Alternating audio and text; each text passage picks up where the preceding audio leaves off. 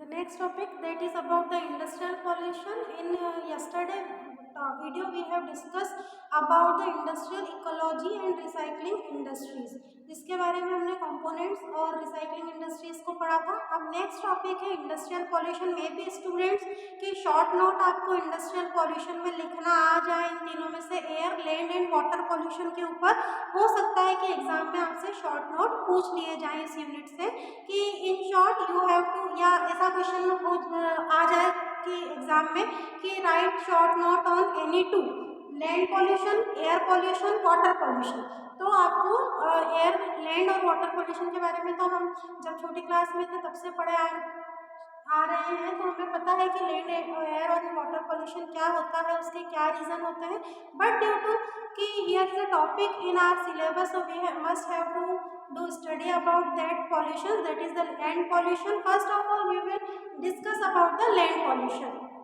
Land pollution की जब भी हम बात करते हैं दैट मीन्स कि we are talking about the pollution of the land, the surface of the soil. जो मिट्टी, जो सरफेस है हमारे जमीन की, उसके पॉल्यूशन की हम बात करते हैं. तो इंडस्ट्रियल से निकलने वाले ऐसे काफ़ी सारे वेस्टेज होते हैं जो कि डिग्रेड नहीं हो पाते हैं हमारी सॉइल के साथ, और वो लैंड को क्या करते हैं, पूरी तरीके से पॉल्यूट करके रखते हैं. उसके फिर क्या रीज़न है, या फिर हम ये देखें कि अभी आने वाले टाइम में हम जितने भी फर्टिलाइजर्स वगैरह का यूज़ करते हैं, या इंडस्ट्रीज में जो बहुत सारे केमिकल्स वगैरह का यूज़ किया जाता है, उससे निकलने वाला जो वेस्ट मटेरियल्स होते हैं, जो पॉल्यूट वाटर होता है, या अदर गार्बेजेस की हम बात करें, तो वो हमारी लैंड को, हमारी सॉइल को क्या करती है, पूरी तरीके से पॉल्यूट करके रखती है, खराब करके रखती है. तो इस सॉइल पॉल्यूशन को, इस सरफेस पॉल्यूशन को हम किस नाम से जानते हैं, लैंड पॉल्यूशन के नाम से जानते हैं. अब लैंड पॉल्यूशन के साथ साथ अब इससे जो होने वाले जो हार्म है, या जो हजार्ड्स है, उससे निकलने वाली जो चीज़ें हैं, how it is harmful for us, for the other living things, किस तरीके से उनको ये क्या करते हैं, हार्मफुल होते हैं, किस तरीके से उनको हानि पहुंचाते हैं. तो जब भी हम बात करते हैं लैंड पॉल्यूशन की, दैट मीन्स कि we are talking about the pollution of the soil as well as the surface of earth. बहुत सारी चीज़ें होती हैं जो कि क्या करती हैं, हमारे लैंड को पॉल्यूट करके रखती है. It is harmful for the health of human beings also, animals की भी हेल्थ पर इसके ऊपर क्या पड़ते हैं, हानिकारक प्रभाव पड़ते हैं. Now we will talk about the air pollution. So what is the air pollution? Many pollutants mix with the air, and they are making so many harmful gases in environment. It is harmful to our ozone layer also, which is harmful for living beings, human beings, animals, aquatic जितने भी animals हो गए, sometimes it is harmful for them also. तो air pollution की जब भी बात की जाती है तो there are two types of categories are divided into the air pollution. First is the indoor air pollution and the outdoor air pollution. Indoor air pollution भी होता है, आउटडोर. अब इंडस्ट्री से जो स्मोक्स निकलते हैं, जो भी प्रोडक्शन के दौरान जो भी मेथड्स यूज़ करते हैं, जितने भी पॉल्यूटेंट्स निकलते हैं, they are mix with our air, they are mixing with the air which is present in our surrounding. तो उससे बहुत सारी प्रॉब्लम्स हमें फेस करने को मिलती है. अस्थमा हो गया, फैटिग हो गया, है ना. आपने देखा अभी बहुत ज़्यादा पिछले कुछ 2 सालों से न्यूज़ में है कि दिल्ली एनसीआर में इतना ज़्यादा पॉल्यूशन हो जाता है कि कुछ मीटर दूर तक का भी हमें दिखाई नहीं देता है. तो एयर पॉल्यूशन क्यों? क्योंकि बहुत सारी इंडस्ट्रीज हैं वहाँ पर जिनसे जो धुआं निकलता है, जो स्मोक निकलता है, वो कहीं ना कहीं हमारे इन्वायरमेंट के लिए क्या होता है, बहुत हानिकारक होता है.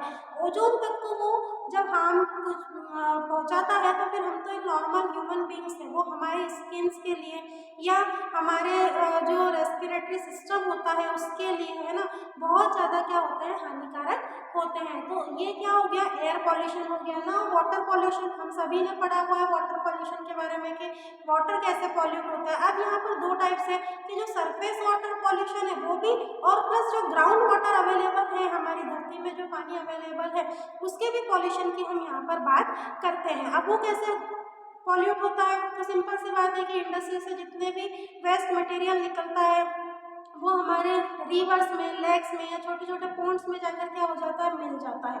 ग्राउंड वाटर में भी जाता ही होगा। और फिर हम क्या करते हैं, अलग अलग प्रोसेस से निकाल के उसी पानी को हम पीते हैं। तो डायरेक्टली इनडायरेक्टली कहीं ना कहीं वो हमारी हेल्थ के लिए क्या होता है, काफ़ी ज़्यादा हार्मफुल होता है, बहुत ज़्यादा नुकसानदायक होता है ह्यूमन। अब as well as aquatic animals, पानी में रहने वाले जो जीव जंतु हैं, उनके लिए भी वाटर पोल्यूशन से क्या होता है, बहुत हार्म पहुंचता है उनकी। और हम जो ह्यूमन बींग्स हैं, हमारी हेल्थ को भी काफ़ी ज़्यादा वाटर पोल्यूशन से नुकसान भुगतना पड़ता है। तो वाटर पोल्यूशन, अब जो भी गार्बेज है, सीधा देखा होगा आपने, बड़ी बड़ी इंडस्ट्रीज को तो जोड़ ही दिया जाता है, जो रिवर्स नियर बाय अवेलेबल होती है या जो दूसरी लेक्स अवेलेबल होती है, तो इंडस्ट्रीज को बना ही ऐसा जाता है कि विद इन द लैंड उनको उस पानी को, उस निकलने वाले गंदे कचरे को डायरेक्ट उस वाटर में क्या कर दिया जाता है, मिला दिया जाता है, जिससे वो पूरा पानी क्या हो जाता है, पॉल्यूट हो जाता है। तो this is all about the industrial pollution. अब ये जो इंडस्ट्रियल पॉल्यूशन है, इनको हमने कैटेगराइज किया था air, water and land pollution में। As earlier I told you कि ये जो पॉल्यूशन के बारे में हो सकता है कि एग्जाम में आए, तो बहुत छोटा सा टॉपिक है, इसलिए शॉर्ट नोट लिखने में उसको आपको आ सकता है। तो जब भी आप इसको एग्जाम में लिखने जाएंगे, क्योंकि इतना सारा बोर्ड पर लिखना मेरे लिए पॉसिबल नहीं था, इसलिए मैं बता दूं कि अगर शॉर्ट नोट में भी ये क्वेश्चन आपको आता है, तो विद इन 2 पेजेस आपको उसको कंप्लीट करना है शॉर्ट नोट में। तो फर्स्ट ऑफ इंट्रोडक्टरी आप बता देंगे कि भाई एयर पूछा है, वाटर पूछा है या लैंड पॉल्यूशन पूछा है, तो सबसे पहले तो आप लिखे एयर पॉल्यूशन, फिर उसको समझाएं।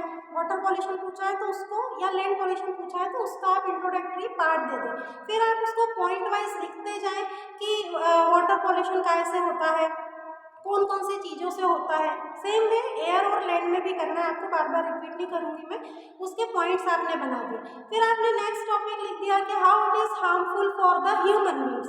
फिर उसके कुछ 4-5 पॉइंट्स बनाकर आपने लिख दिए। तो इस तरीके से ये एयर, वाटर, लैंड पॉल्यूशन पे अगर शॉर्ट नोट आता है, तो इस तरीके से आपका क्वेश्चन क्या होगा, आंसर क्या होगा, कंप्लीट होगा। अब इस यूनिट से सिर्फ एक टॉपिक और बचता है, business ethics, which we will discuss into our next video. For today it is sufficient. And as I told you कि अगर एग्जाम में आ गया तो आपको किस तरीके से लिखना है। Thank you.